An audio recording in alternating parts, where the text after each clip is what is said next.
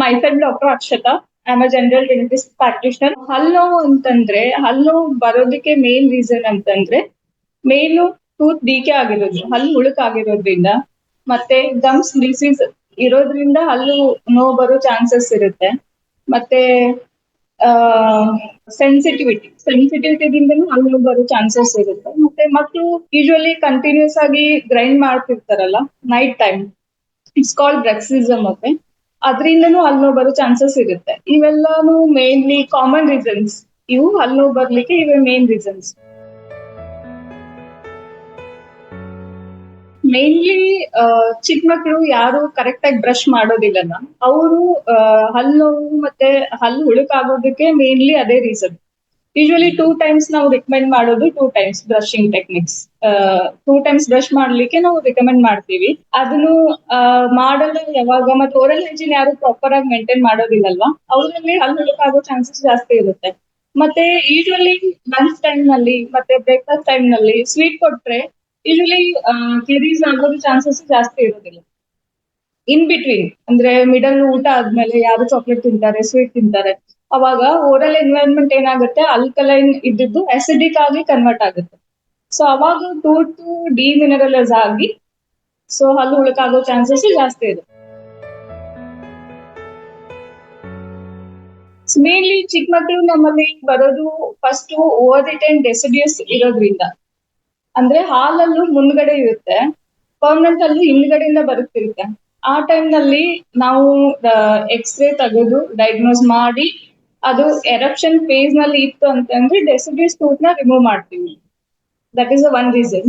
The another reason, deciduous tooth full decay ಆಗಿ swelling ಆಗಿ ಮತ್ತೆ ಫೀವರ್ ಇರುತ್ತೆ ಪೇಷಂಟ್ಗೆ, ಜಾಸ್ತಿ ಟೂತ್ ಪೇನ್ ಇರುತ್ತೆ. ಆ ಟೈಮ್ ನಲ್ಲಿ ಬರ್ತಾರೆ. ಆ ಟೈಮ್ ನಲ್ಲಿ ನಮ್ ಡಯಾಗ್ನೋಸಿಸ್ ಮೇನ್ಲಿ ಫಸ್ಟ್ ಎಕ್ಸ್ರೇ ಮಾಡ್ತೀವಿ.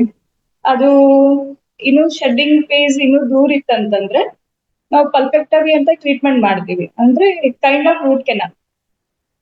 ಇಲ್ಲ ಆಲ್ಮೋಸ್ಟ್ ಮೋರ್ ದನ್ 10 years ಇತ್ತು ಪೇಷಂಟ್ ಏಜ್ ಅಂದ್ರೆ ಆ ಟೈಮ್ ನಲ್ಲಿ ಎಕ್ಸ್ಟ್ರಾಕ್ಟ್ ಮಾಡ್ತೀವಿ, ಅಂದ್ರೆ ಟೂತ್ ತೆಗೆದ್ಬಿಡ್ತೀವಿ ಅಷ್ಟೇ. ಟೂತ್ ಸೆನ್ಸಿಟಿವಿಟಿ ಅಂತಂತಂದ್ರೆ ಇನ್ ಕನ್ನಡ ವಿಲ್ ಕಾಲ್ ಇಟ್ ಜಂಜನ. ಹಲ್ಲು ಸಂರಕ್ಷತೆ ಅಂತ ಅಂತೀವಿ ಕನ್ನಡದಲ್ಲಿ. ಸೊ ಅದು ಹೇಗಿರುತ್ತೆ ಅಂತಂದ್ರೆ it's a fraction of second. ಅಂದ್ರೆ ತಂಪ್ ಕುಡ್ದಾಗ ಬಂದ್ ಹೋಗ್ಬಿಡುತ್ತೆ.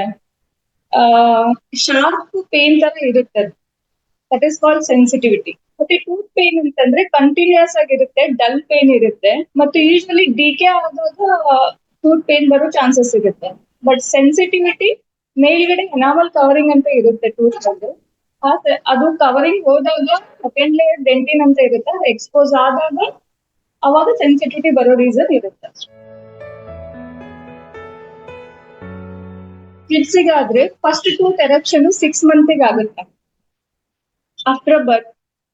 ಸೊ ಅವರು ಡೆಂಟಲ್ ಡಾಕ್ಟರ್ ಹತ್ರ ಹೋಗಿ ಯಾವಾಗ ಚೆಕ್ಅಪ್ ಮಾಡ್ಕೋಬೇಕಂತಂದ್ರೆ 1 year ಆದ್ಮೇಲೆ, ಫಸ್ಟ್ ಬರ್ಡೇ ಇರುತ್ತಲ್ಲ ಅವಾಗೂ ಡೆಂಟಲ್ ಚೆಕ್ಅಪ್ ಮಾಡ್ಕೋಬೇಕು. ಇಲ್ಲಂತಂದ್ರೆ ಫಸ್ಟ್ ಟೂತ್ ಎರಪ್ಷನ್ ಆಗಿ ವಿದಿನ್ 6 months ಒಳಗಡೆ ಹೋಗಿ ಡೆಂಟಲ್ ಚೆಕ್ಅಪ್ ಮಾಡ್ಕೋಬೇಕು. This is for kids.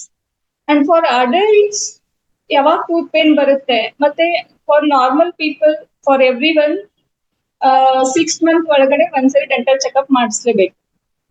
ಮತ್ತೆ dental cleaning within 6 months you have to get it. ಇಲ್ಲ, ಯೂಶುವಲಿ ನಿಮ್ಗೆ ಟ್ರೀಟ್ಮೆಂಟ್ ಆಪ್ಷನ್ ಚೇಂಜ್ ಆಗಿರುತ್ತೆ. ಸೊ ಚಿಕ್ಕ ಮಕ್ಕಳಲ್ಲಿ ಬೇರೆ ಇರುತ್ತೆ, ದೊಡ್ಡವ್ರಲ್ಲಿ ಬೇರೆ ಇರುತ್ತೆ. ಬಹಳ ಡಿಫ್ರೆನ್ಸ್ ಏನೂ ಆಗೋದಿಲ್ಲ, ಸ್ವಲ್ಪ ಡಿಫ್ರೆನ್ಸ್ ಅಷ್ಟೇ. ಯೂಶುವಲಿ ಇದು ಕ್ಯಾವಿಟಿ ಇರುತ್ತಲ್ಲ, ಇದು ಕ್ಯಾವಿಟಿ, ಇದು first layer. Okay, first layer ನಲ್ಲಿ ಇತ್ತು ಅಂತಂದ್ರೆ will just go for a filling. ನಾವು ಸಿಮೆಂಟ್ ಅಂತೀವಲ್ಲ, ಸಿಮೆಂಟ್ ಹಾಕೋದು ಅಂತೀವಲ್ಲ, ಆ ತರ ರೆಸ್ಟೋರೇಷನ್ ಮಾಡ್ತೀವಿ. ಸಪೋಸ್ ಇದೇ ಕ್ಯಾವಿಟಿ, ಇದೇ ಒಳಗಡೆ ಹಲ್ಲು ಒಳಗಡೆ ನರ ಅಂತ ಇರುತ್ತೆ, ಕಾಲ್ಡ್ ಪಲ್ಪ್. ಓಕೆ, ಯಾವಾಗ ಇದು ಹೋಗಿ ಪಲ್ಪಿಗೆ ರೀಚ್ ಆಗುತ್ತೆ ಆ ಟೈಮ್ ನಲ್ಲಿ ನಾವು ಈ ಹಲ್ಲಿಗೆ ರೂಟ್ ಕೆನಾಲ್ ಅಂತ ಪ್ರೊಸೀಜರ್ ಮಾಡಿ ಈ ಹಲ್ಲಿಗೆ ಕ್ಯಾಪ್ ಹಾಕ್ಬೇಕಾಗುತ್ತೆ. ಸಪೋಸ್ ಇದೇ ಈ ತರ ಗಮ್ಸ್ ಡಿಸೀಸ್ ಇತ್ತಂತಂದ್ರೆ ಅವಾಗ ಟೂತ್ ಸ್ಕೇಲಿಂಗ್ ಮಾಡಿ it's called dental cleaning. Okay, cleaning procedure ನ ಮಾಡ್ಬೇಕಾಗುತ್ತೆ. ಸೊ ಇದು 3 ತರ ಆಯ್ತು. ಆಮೇಲೆ ಇನ್ನು ವಿಸ್ಡಮ್ ಟೂತ್ ಪೇನ್ ಬೇರೆ ಇರುತ್ತೆ, ಅದು ಟ್ರೀಟ್ಮೆಂಟ್ ಆಪ್ಷನ್ ಬೇರೆ ಇರುತ್ತೆ. ಸೊ ಅದು ಸರ್ಜಿಕಲ್ ಎಕ್ಸ್ಟ್ರಾಕ್ಷನ್ ಮಾಡ್ತೀವಿ. ಇಲ್ಲ ಇದು ಡಿಕೆ ಇಲ್ಲಿಗೆ ಎಕ್ಸ್ಟೆಂಡ್ ಆಗಿತ್ತು, ಬೇರೆನ ಇನ್ವಾಲ್ವ್ ಆಗಿತ್ತು ಅಂತಂದ್ರೆ then will go for extraction ಮಾಡಿದಾದ್ಮೇಲೆ ಈ ಟೂತ್ ಅನ್ನ ರಿಪ್ಲೇಸ್ ಮಾಡ್ಬೇಕಾಗತ್ತೆ with artificial tooth. Post operative care okay. So ಅದನ್ನ ಏನ್ ಮಾಡ್ಬೇಕಂತಂದ್ರೆ ಎಲ್ಲರಲ್ಲೂ ಡಿಫ್ರೆಂಟ್ ಆಪ್ಷನ್ ಇರುತ್ತೆ. ಸಪೋಸ್ ನಾವು ಬ್ರಿಡ್ಜ್ ಹಾಕಿದ್ಮೇಲೆ ಎಲ್ಲಾದ್ರೂ ಗಮ್ಸ್ ಪೇನ್ ಆಗ್ತಿತ್ತಂತಂದ್ರೆ ಅದು ಕರೆಕ್ಟ್ ಆಗಿ ಮೇಂಟೆನೆನ್ಸ್ ಮಾಡ್ತಿಲ್ಲ ಅಂತ ಅರ್ಥ. ಸೊ ಆ ಟೈಮ್ ನಲ್ಲಿ ಕರೆಕ್ಟ್ ಆಗಿ ಬ್ರಷ್ ಮಾಡ್ಬೇಕು, ಆ ಏರಿಯಾ ಫ್ಲಾಸ್ ಮಾಡ್ಬೇಕು, ಮತ್ತೆ 6 ಮಂತಿಗೆ ಒಂದ್ಸರಿ ಡೆಂಟಲ್ ಕ್ಲೀನಿಂಗ್ ಮಾಡಿಸ್ಕೋಬೇಕು. ಇದೆಲ್ಲಾನು ಮೇಂಟೆನೆನ್ಸ್ ಆಗುತ್ತೆ. ಸಪೋಸ್ ರೂಟ್ ಕೆನಾಲ್ ಮಾಡಿದ್ಮೇಲೆ ಎಲ್ಲಾದ್ರೂ ಪೇನ್ ಬಂತು, ಸ್ವೆಲ್ಲಿಂಗ್ ಬಂತಂತಂದ್ರೆ ರೂಟ್ ಕೆನಾಲ್ ಪ್ರಾಪರ್ ಆಗಿ ಆಗಿಲ್ಲ ಅಂತ ಅರ್ಥ, ಇಲ್ಲ ರೂಟ್ ಕೆನಾಲ್ ಫೇಲ್ಯೂರ್ ಆಗಿದೆ ಅಂತ ಅರ್ಥ. ಆ ಟೈಮ್ ನಲ್ಲಿ ರೀಟ್ರೀಟ್ಮೆಂಟ್ ಆಪ್ಷನ್ ಇರುತ್ತೆ. ಇಲ್ಲ ರೀಟ್ರೀಟ್ಮೆಂಟ್ ಆಪ್ಷನ್ ಆಗ್ಲಿಲ್ಲ ಅಂತಂದ್ರೆ we can go for extraction.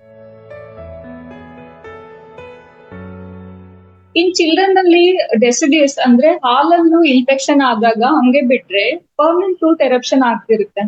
ಆ ಟೈಮ್ ನಲ್ಲಿ ಆ ಇನ್ಫೆಕ್ಷನ್ ಹೋಗಿ ಪರ್ಮನೆಂಟ್ ಟೂತ್ ಎರಪ್ಷನ್ ಗೆ ಸ್ವಲ್ಪ ವೇರಿಯೇಷನ್ ಆಗುತ್ತೆ, ಮತ್ತೆ ಆ ಇನ್ಫೆಕ್ಷನ್ ಪರ್ಮನೆಂಟ್ ಟೂತ್ ಗೆ ಸ್ಪ್ರೆಡ್ ಆಗೋ ಚಾನ್ಸಸ್ ಇರುತ್ತೆ.